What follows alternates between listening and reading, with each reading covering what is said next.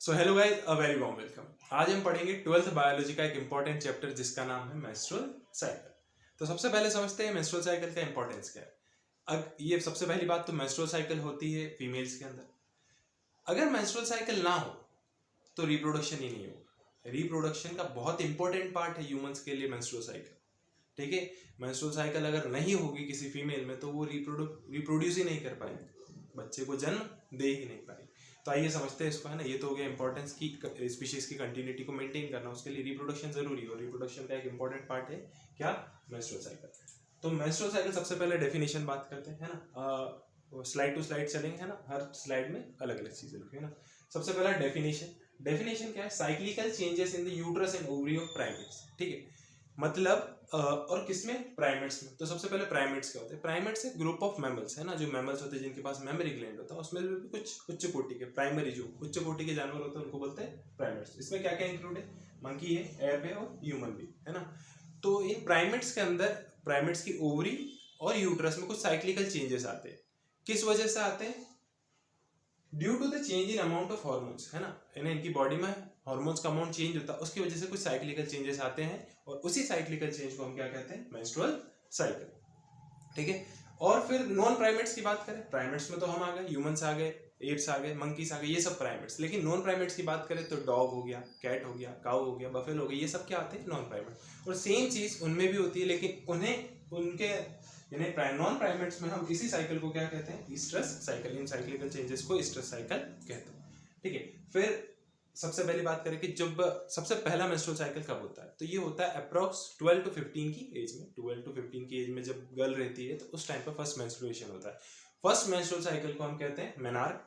ठीक है, और एवरेज इंटरवल की बात करें मेंस्ट्रुअल साइकिल का तो होता है 28 to 29 डे, है ना। नॉर्मली हम बोलते हैं 1 मंथ का इंटरवल होता है दो मेंस्ट्रुअल साइकिल के बीच में। ठीक है, in human menstrual cycle ceases around 50 year of age, है ना। इंसानों की बात करें तो लगभग 50 साल की उम्र तक मेंस्ट्रुअल साइकिल सीज हो जाती है और इसे सीज होने की जो टर्म है उसे कहते हैं मेनोपॉज, है ना। शुरुआत होने की होती है मेनार्क, जो कि प्यूबर्टी की एज में होती है 13 से 15 साल की उम्र में, और मेनोपॉज जो कि 45 से 50 साल की उम्र में होती है, और इसे हम क्या कह रहे हैं, मेनोपॉज।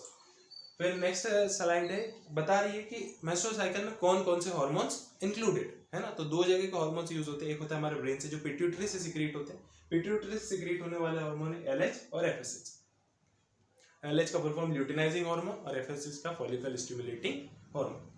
और कुछ हार्मोन्स जो होते हैं ओवेरीज से सीक्रेट होते हैं, जैसे कि एस्ट्रोजन और प्रोजेस्टेरोन, ये दोनों ओवेरियन हार्मोन है। अब इनका जो फंक्शन, इनके जो है आगे स्लाइड्स में हम पढ़ेंगे। ठीक है, तो नेक्स्ट है हमारे फेजेस। अब मेंस्ट्रुअल साइकिल को हमने 4 फेज में डिवाइड करते हैं। सबसे पहला मेंस्ट्रुअल फेज, और इसी को हम कहते हैं ब्लीडिंग फेज। ठीक है, जब ब्लीडिंग होती है उस फेज को, ये कितने दिन का, 1 से 5 दिन का होता है, और पर्सन टू पर्सन वेरी करता है, ऐसा कोई फिक्स नहीं है, पर्सन टू पर्सन। किसी में 7 दिन का भी होता है, किसी में 4 दिन का भी हो सकता है। नेक्स्ट फेज है फॉलिकुलर फेज, और इसी को हम प्रोलिफरेशन फेज भी कहते हैं। Third phase is ovulation phase, ये डे है, ओव्यूलेशन इज द डे। ठीक है, और लूटियल फेज, और जिसे हम प्रोजेस्टेरोनिक फेज भी कहते हैं, जो कि होता है 15 to 28 डेज का। ठीक है, नेक्स्ट है, फिर एक एक फेज को डिटेल में थोड़ा पढ़ते हैं। मेंस्ट्रुअल फेज, है ना। मेंस्ट्रुअल फेज का नाम मेंस्ट्रुअल फेज इसलिए क्योंकि ये क्या है, इसमें मेंस्ट्रुएशन होता है, मतलब इस टाइम पे ब्लीडिंग होती है ना। It starts with the menstrual flow, है ना, मतलब ब्लीडिंग होती है। और ब्लीडिंग में क्या होता है, reddish brown fluid flow out होता है थ्रू द वेजाइना, है ना। उससे वेजाइना के थ्रू फ्लूइड बाहर आता है, जो कि ब्लड होता है बेसिकली, है ना। और इसका वॉल्यूम होता है लगभग 40 से 80 ml, है ना। 40 to 80 ml इसका लगभग वॉल्यूम होगा जो फ्लूइड आउट होगा बॉडी से। मेंस्ट्रुएशन हो क्यों रहा है, ये ब्लीडिंग क्यों हो रही है। ठीक है, अब ह्यूमंस को ये नहीं पता है ना, अब हमारी बॉडी को ये नहीं पता है कि फर्टिलाइजेशन होगा या नहीं होगा, लेकिन गर्ल्स की जो बॉडी होती है वो हमेशा रेडी होती है किसके लिए, फर्टिलाइजेशन होगा तो उसके इम्प्लांटेशन के लिए। इम्प्लांटेशन के लिए यूट्रस की जो वॉल होती है वो हो जाती है थिक, और थिक होने के बाद अगर फर्टिलाइजेशन नहीं हुआ तो उस थिक वॉल को टूटना तो पड़ेगा, तोड़ना तो पड़ेगा। तो जब वो यूट्रस की वॉल, जो एंडोमेट्रियल वॉल होती है, जब टूटती है तो ब्लीडिंग होती है, और ब्लीडिंग के साथ ब्लड भी आता है और वो वॉल भी डिजेनरेट हो जाती है, मतलब टूट जाती है।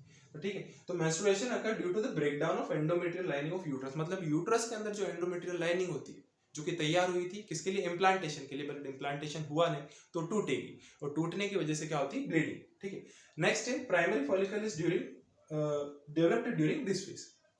ठीक है, तो फॉलिकल्स फॉर्मेशन होता है ओवरी के अंदर, तो प्राइमरी फॉलिकल इस फेज के अंदर बन जाता है। ठीक है, नेक्स्ट फेज है हमारा फॉलिकुलर फेज, है ना। जैसा कि इसका नाम है फॉलिकुलर फेज, तो जितने भी मेन फॉलिकल्स है सारे के सारे इस फेज में बनेंगे, ठीक है। पहला, all main follicles are form during this phase, that's why it is called as follicular phase. Second है proliferation of uterine wall takes place, ठीक है।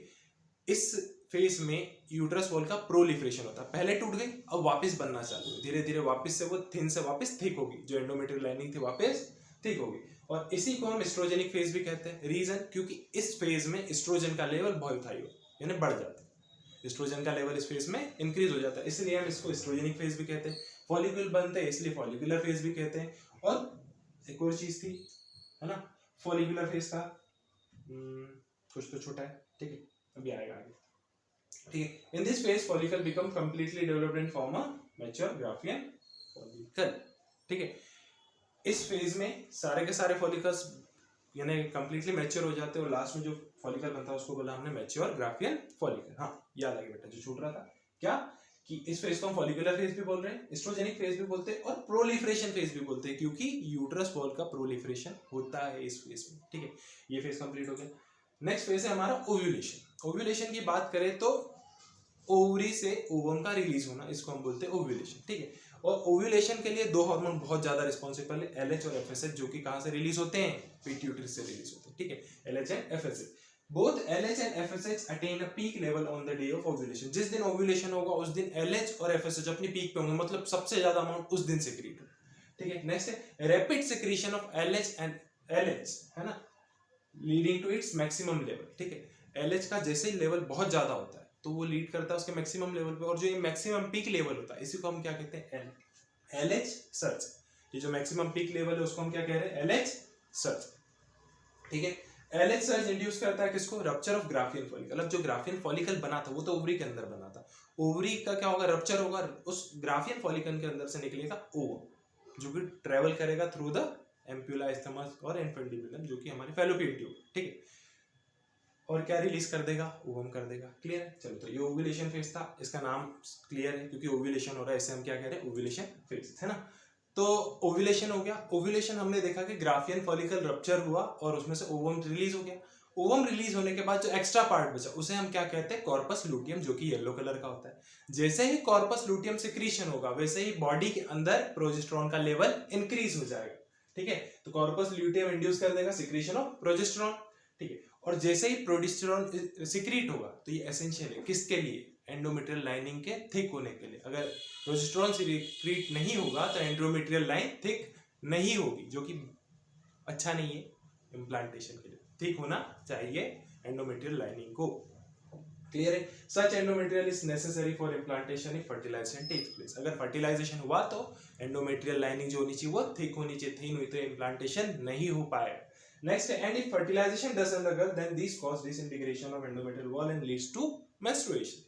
अगर फर्टिलाइजेशन नहीं हुआ तो अब जो ठीक हो गई इसका क्या करें भैया, आप जो एक्स्ट्रा काम है तो इसको तो तोड़ के फेंकना पड़ेगा, तो अब वो टूटना चालू हो जाएगी, और एंडोमेट्रियल लाइनिंग जब टूटेगी तो होगा मेंस्ट्रुएशन, जो कि ब्लीडिंग के फॉर्म में होता है, ठीक है। तो ये हो गया लूटियल फेज, ये कंप्लीट।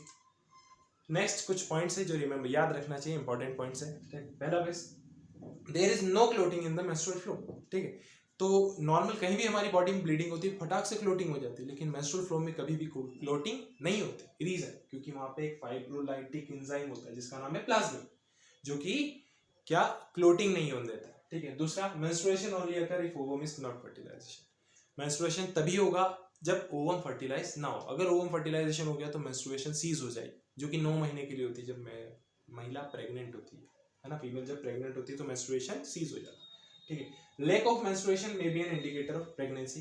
अगर मान लीजिए कि मेंस्ट्रुअल साइकिल सीज हो चुकी तो ये एक इंडिकेटर है किसका, प्रेगनेंसी का, कि हाँ आप शायद प्रेग्नेंट हो, ठीक है। शायद है, जरूरी नहीं है, कुछ हार्मोनल प्रॉब्लम की वजह से भी रुक सकता है, लेकिन मोस्ट ऑफ द केस क्या हो सकता है, इंडिकेटर है किसका, pregnancy. Egg is implanted after 7 days of fertilization. Egg जो होगा हमारा, जो एग या ओवम बोल लो, ओवम जो होगा कब, फर्टिलाइजेशन के 7 दिन बाद इम्प्लांट होता है। फर्टिलाइजेशन हुआ, फिर वो फैलोपियन ट्यूब में ट्रेवल करेगा पाथ, और जाके 7 दिन बाद इम्प्लांट होगा किसके अंदर, यूट्रस के अंदर, जो कि एंडोमेट्रियल लाइनिंग थी हुई थी। Next, uterine changes are controlled by ovarian hormone. ये दो इंपॉर्टेंट बहुत पॉइंट है, ये दो जो पॉइंट है ये बहुत इंपॉर्टेंट पॉइंट, याद रखिएगा, ठीक है।